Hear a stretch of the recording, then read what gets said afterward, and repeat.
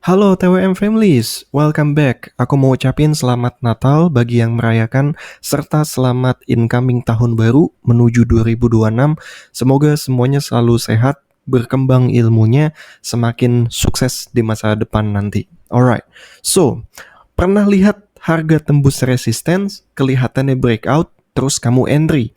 Tapi beberapa menit kemudian harga malah balik dan ngerusak semuanya. Pernah nggak kalian ngerasain itu atau mengalami? Nah, banyak trader itu bilang fake out, breakout. Di auction market theory itu punya nama yang lebih spesifik, yaitu failed auction atau lelang yang gagal. Di video ini aku jelasin kenapa breakout bisa gagal, tanda-tandanya, dan kenapa market hampir selalu balik ke value. Bagi yang sudah nonton semua videoku untuk dipelajari, maka aku berasumsi kalian sudah paham tentang value dan key level konsensusnya. Sebelum mulai, kalau kamu mau belajar market dengan cara yang objektif dan sehat, kamu bisa join komunitas TWM di Discord gratis. Link ada di deskripsi. Semua konten yang aku bikin di channel ini 100% gratis. Jadi kalau kamu merasa terbantu, support kecil seperti subscribe atau like itu sudah sangat berarti. Alright, kita masuk ke topik pertama, transisi konsep. Saat ini aku lagi buka Bitcoin pair USDT, kita balik lagi ke Big Caps pair karena aku ingin membahas kejadian di 22 Desember hari Senin. Dan aku yakin banyak kejadian stop loss taken di situ, banyak yang kena stop loss karena kejadian breakout yang fail. Nah, di transisi konsep ini, breakout itu seharusnya berarti market setuju sama harga baru, ya. Tapi kalau market tidak accept, tidak ada acceptance, maka auction atau lelang itu dianggap gagal. Dan ketika auction itu gagal, market punya kecenderungan yang sangat jelas. Nah, di case ini kita lagi buka naked charts, jadi teman-teman bisa lihat bagaimana kalian melihat key level tanpa mengetahui TPO-nya dulu. Karena aku ingin membahas tentang transisi konsep ini yang tadinya kalian melihat sinyal atau feeling, kalian bisa benar-benar mengerti bagaimana melihat market secara konteks dan value, ya. Oke, sekarang di sini kejadian yang aku pin bahas, ini banyak kemarin yang trade setupnya menggunakan key level resistance yang ini. Nah, ini pasti kalian gak asing, kalian mungkin banyak ngelihat outlook di luar sana menggunakan level ini sebagai acuan. Nah, level ini kemarin banyak yang tergocek di tanggal 22 Desember ya, ketika auction itu gagal. Nah, apa itu failed auction? Nah, failed auction itu terjadi ketika harga keluar dari value area tapi gagal mendapatkan acceptance, ya. Tidak ada value baru yang terbentuk, tidak ada point of control yang berkembang di area breakout, dan artinya market ini mencoba tapi ditolak. Kalau kita tidak mengerti tentang TPO ya atau time price opportunity itu sendiri di dalam auction market theory, maka kita bisa tergocek dengan movement yang seperti ini.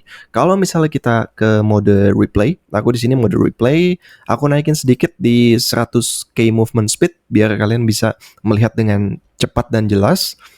Nah, di sini banyak yang kegocek saat price ini retesting dengan key level yang sudah kalian tandain di sini.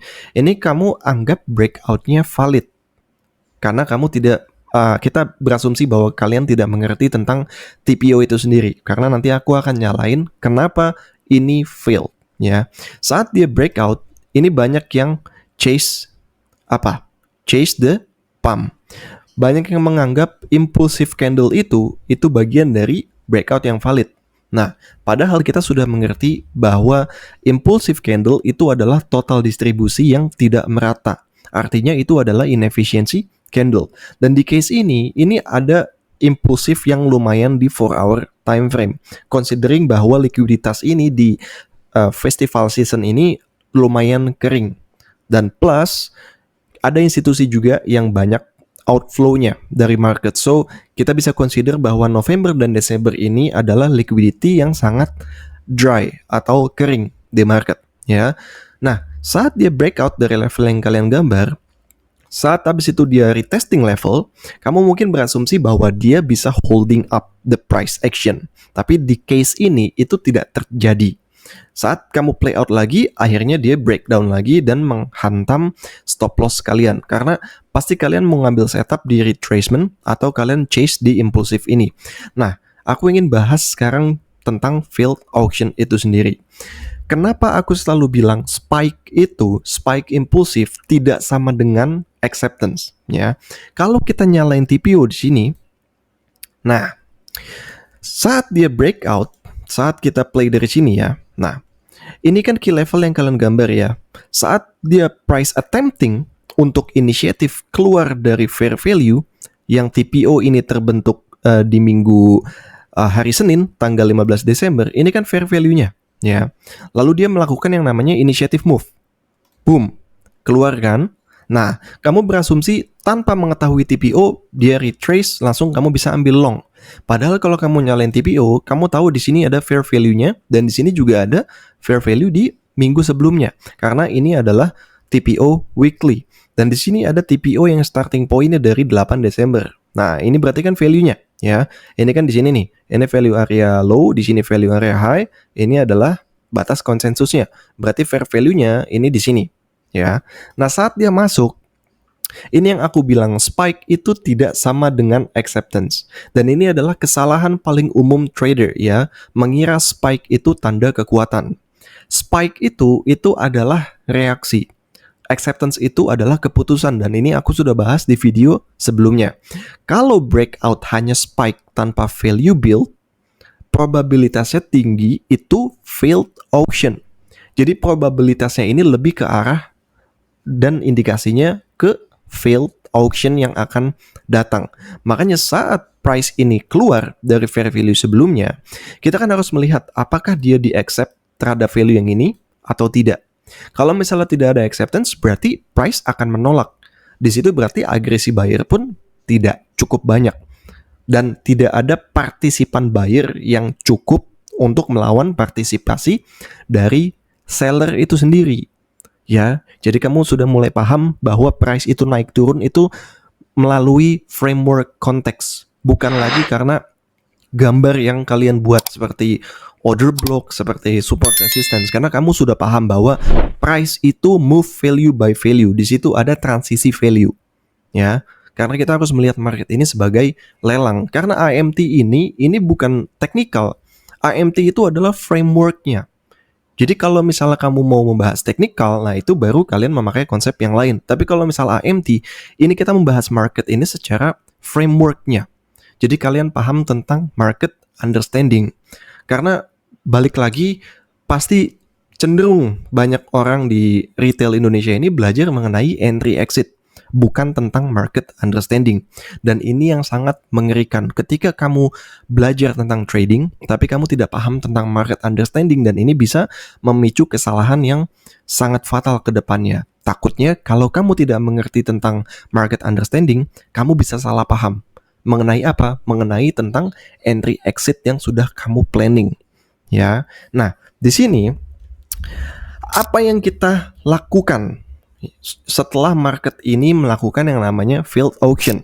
Failed auction-nya ini di mana, Bang? Nah, kamu lihat di sini saat kita play out. Nah, akhirnya dia tidak diterima kembali di value yang sebelumnya.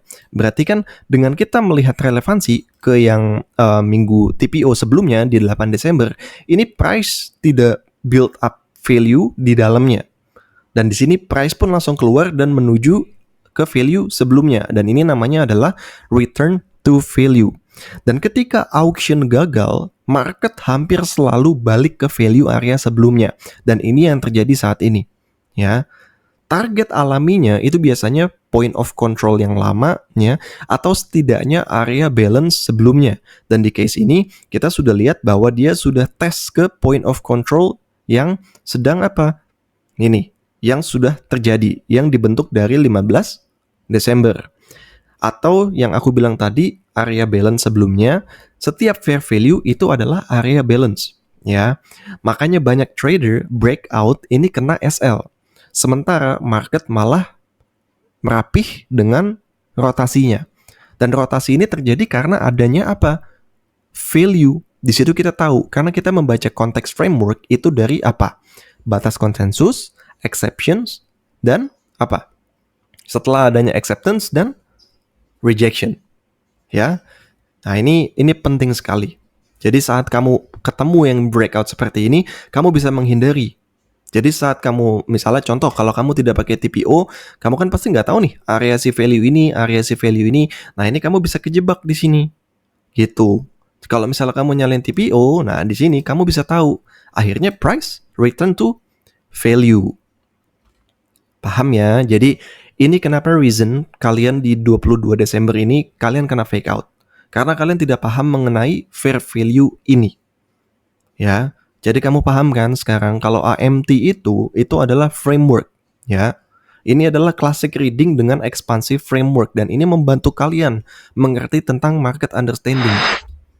Nah, aku juga sedikit khawatir bagi teman-teman yang mulai belajar AMT mungkin yang belum tahu apa perbedaannya, ya. Jadi kamu bisa lebih matang lagi mengerti mengenai market understanding. Gitu. Karena dengan kamu mengerti market understanding seperti ini, ya kamu tidak rely lagi seperti key level, support resistance yang kamu gambar karena kamu akan melihat itu bukan sinyal lagi gitu. Ya, jadi kamu melihatnya secara konteks.